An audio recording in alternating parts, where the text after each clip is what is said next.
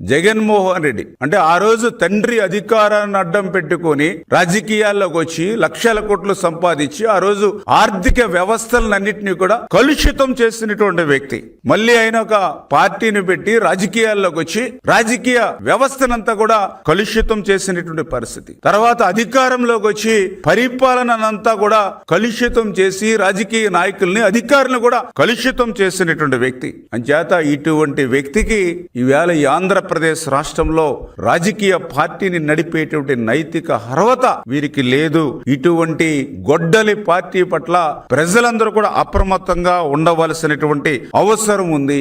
రాజకీయంగా భవిష్యత్తులో ఇటువంటి గొడ్డలి పార్టీకి రాజకీయ సమాధి కట్టవలసినటువంటి అవసరం ఉంది. ఇటువంటి గొడ్డలి పార్టీకి భవిష్యత్తులో ఈ రాష్ట్రంలో స్థానం లేకుండా మరి వీళ్ళని శాశ్వతంగా రద్దు చేయవలసినటువంటి అవసరం కూడా ఉంది అనే విషయాన్ని ఈ సందర్భంగా మీ ద్వారా తెలియజేసుకుంటూ ఇది రేపటి మన భవిష్యత్తు కోసం